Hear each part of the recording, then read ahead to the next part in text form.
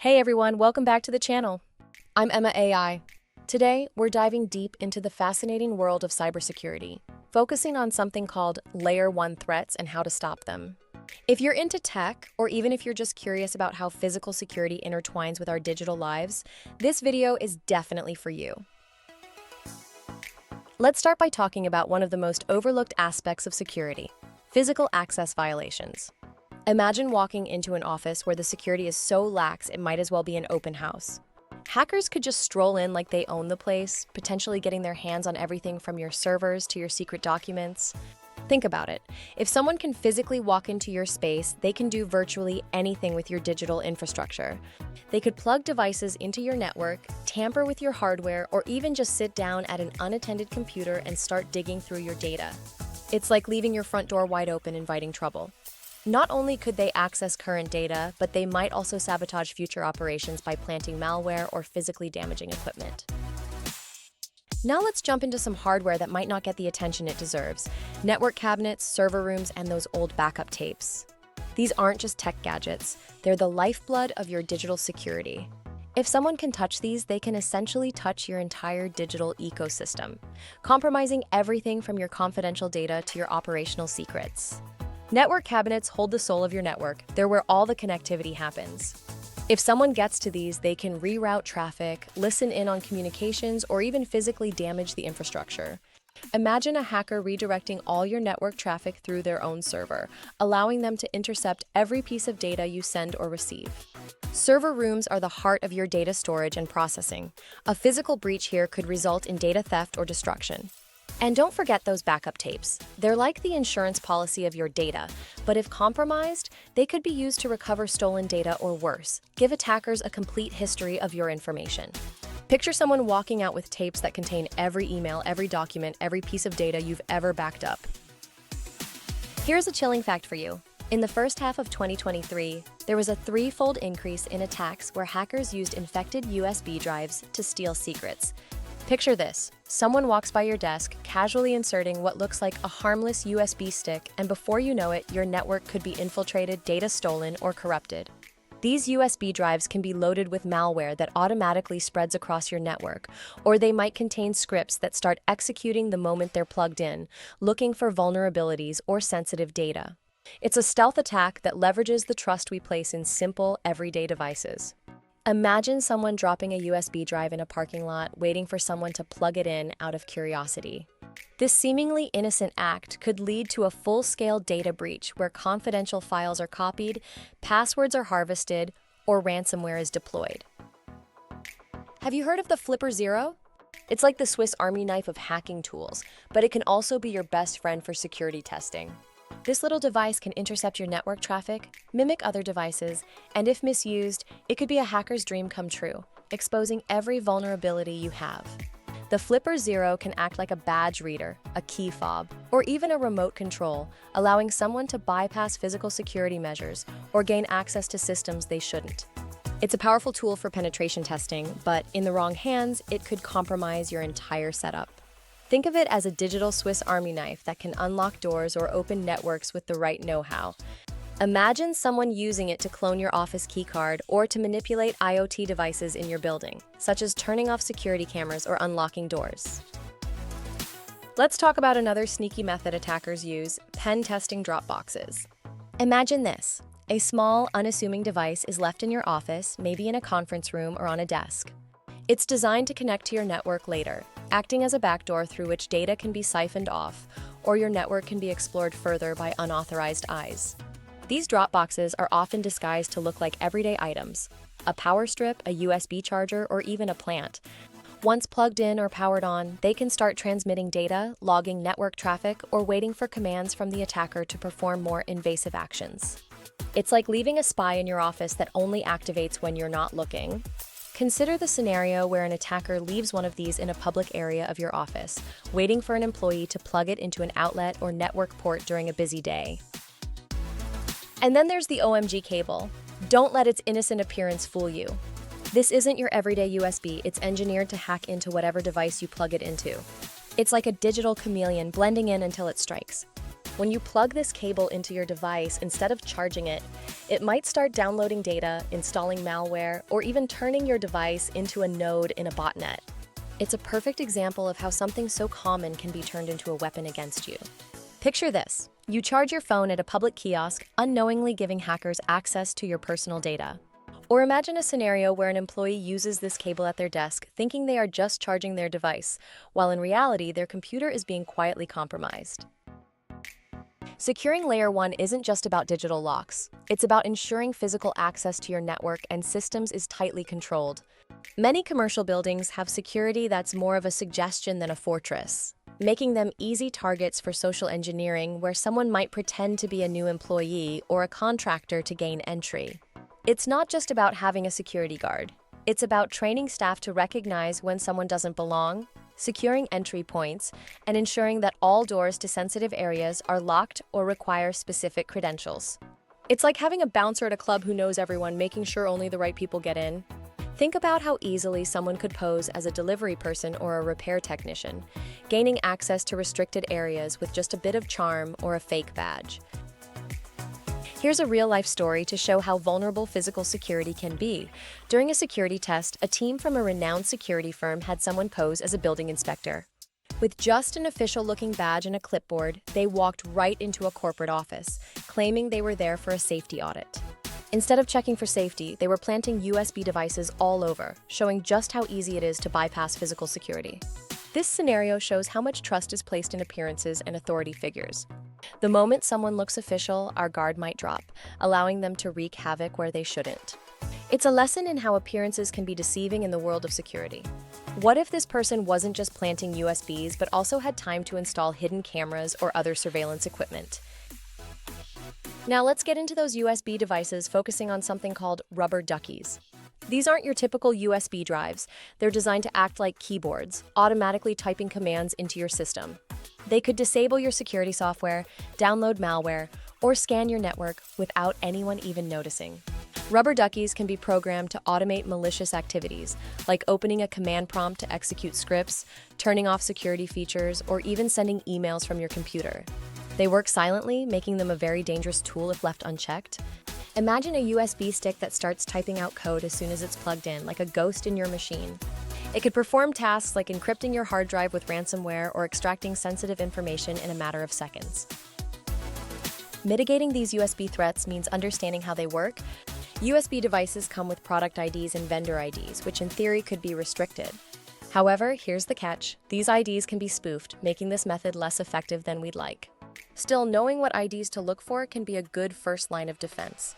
By knowing what devices are supposed to be on your network, you can set up policies to block or alert on unrecognized devices. But because these identifiers can be changed, there's always a risk that a clever attacker can bypass these controls. It's like trying to identify someone by their clothes when they can change outfits. Imagine a scenario where attackers use custom hardware that mimics legitimate devices, making it nearly impossible to distinguish them from approved equipment. In environments where security is top priority, they might physically disable USB ports or only allow devices with unique serial numbers. But here's another twist. Most keyboards don't even have serial numbers, which reduces the effectiveness of the strategy significantly. Disabling USB ports can be a double-edged sword because it impacts usability, but in high security settings, the trade-off might be worth it. For serial numbers, while not common on keyboards, they can be used on other devices like external drives or specialized security tokens. It's like locking your valuables away but making sure you have the right key. However, even this method isn't foolproof. With enough time and resources, someone could still find ways around these restrictions. Let's shift our focus to how we can mitigate these physical threats. The first step is controlling who has access to your facility. It sounds basic, but it's often where things go wrong. A robust system of badges, surveillance, and well-trained reception staff can make a world of difference. Every person who enters your building should be vetted, and their purpose for being there should be clear. Visitor logs, temporary badges with specific access rights, and constant vigilance from security personnel can prevent unauthorized access. It's like managing a guest list at a private event, ensuring only invited guests come in. Consider the implications if someone slips through. Not only could they access physical assets, but they could also plant devices or gather intelligence for future attacks. Then there's the practice of disabling any unused network ports. If these ports are left open, they're like open windows in a house anyone could climb through. By placing these on a VLAN that goes nowhere, you add another layer of security, ensuring that even if someone connects something, it won't lead anywhere useful. This method is like putting up a sign that says "No entry here," but in network terms. It ensures that if someone does plug something in where they shouldn't, they're not immediately on your main network. It's about managing the pathways into your digital space. Imagine a scenario where someone plugs in a rogue device expecting to gain access, only to find they're on a dead-end network segment. For further protection, using MAC address filtering 802.1x, or network access control (NAC) can be very effective. These measures ensure that only devices you've approved can connect to your network, making unauthorized access much more challenging. MAC address filtering checks the hardware address of each device before allowing network access. 802.1x provides port-based authentication, and NAC manages network access based on user identity or device type. Together, they create a strong barrier against rogue devices. It's like having a VIP list for your network. Only those on the list get in. But remember, even these can be bypassed if someone manages to spoof a MAC address or if there's an oversight in managing the whitelist. But don't forget about wireless threats. There are versions of these drop boxes that use cellular connections to attempt hacking into your Wi-Fi or Bluetooth. Securing your wireless network is not just an option, it's a necessity in today's connected world. Wireless attacks can be even harder to detect because they don't require physical access to your building. They can be launched from outside, making encryption, strong passwords, and regular updates to your wireless security protocols critical. It's like securing your house not just from intruders at the door, but also from those trying to climb through the windows.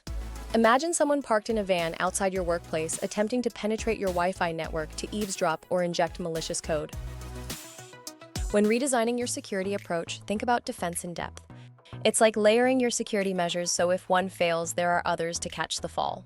This includes using color-coded cables for easy identification, tracking everyone who has access to IT equipment, and using secure doors with multi-factor authentication. Defense in depth means if one security measure is bypassed, there's another and another after that. It's about making the attacker's job as hard as possible by piling on layers of security. Think of it like wearing multiple layers in cold weather. If one layer tears, you're still protected. Imagine how much harder it would be for an attacker to get through if they had to deal with physical locks, digital authentication, and continuous surveillance.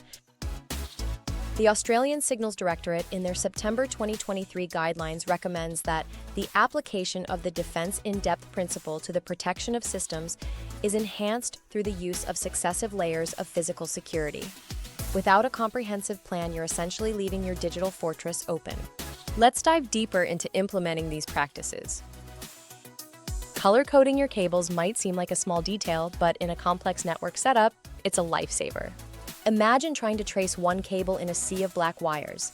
Color coding makes it easy to spot which cable goes where, preventing accidental misconfigurations or unauthorized connections. It's not just about aesthetics, it's about functionality and security. Knowing at a glance which cable does what can prevent accidental disconnections or connections that could lead to security breaches. It's like having a map in a maze, it guides you through the complexity. If you can quickly identify which cable leads to sensitive equipment, you can prevent or detect tampering much faster. Tracking staff and visitors in areas with IT equipment is crucial. Everyone from contractors to janitors should be logged. This isn't just about knowing who to blame if something goes wrong. It's about preempting threats by understanding who has access to what areas. This tracking helps in several ways. It ensures accountability, aids in investigations if an incident occurs, and helps in maintaining a secure environment by knowing who's where at all times. It's like keeping a guest book at a high-security event, knowing who's in your space at any given moment. Imagine if an incident happens, having a clear record of who is where can be the key to solving the mystery. Secure doors for sensitive areas are a must. You need more than just a lock. Think about combining badge access with a personal code or biometric verification. This way, even if someone loses their badge, they can't just walk in with someone else's. Multi-factor authentication at these doors adds a layer where even if one form of ID is compromised, there's still another check. Biometrics are particularly useful because they can't be easily replicated or stolen like a badge or code. It's like having a combination lock where you need both the key and the code to open the door. Picture someone trying to get into your server room. Even if they have a stolen badge, without the accompanying biometric or code, they're stopped cold. And about those background checks, they're absolutely essential for everyone with access to these sensitive areas. You're not just protecting data, you could be safeguarding national or corporate secrets.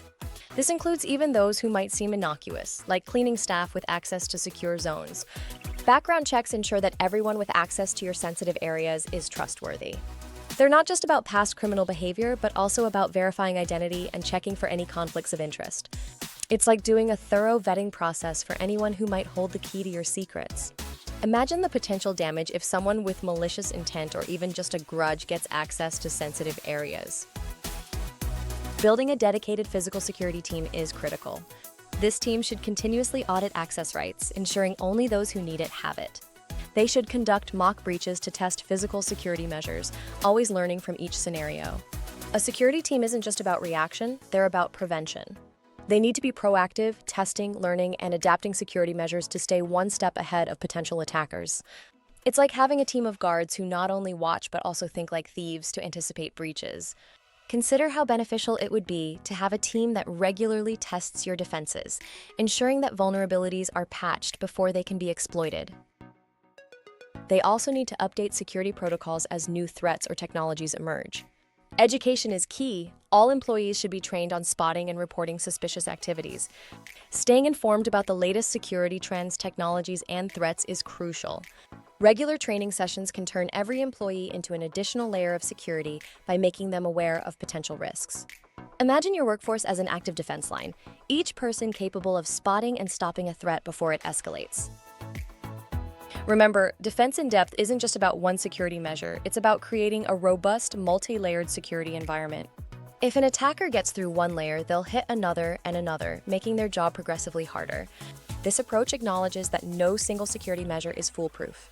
Instead, it's about creating a system where each layer supports and enhances the others, making an attack not just difficult, but increasingly impractical. It's like playing chess, where every piece has a role in protecting the king.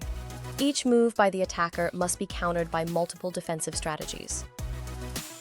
So here's my question to you. Have you ever witnessed or experienced a breach in physical security? What was the outcome, or what lessons did you learn from it? Let's discuss it in the comments. And here's another one to get you talking. What's the most surprising or effective physical security measure you've seen or implemented in your workplace? Let us know. Thanks for watching this deep dive into Layer 1 security with me, Emma AI. Don't forget to like, subscribe, and hit that bell icon for more cybersecurity insights. It really does help. Until next time, keep your systems secure and your curiosity alive.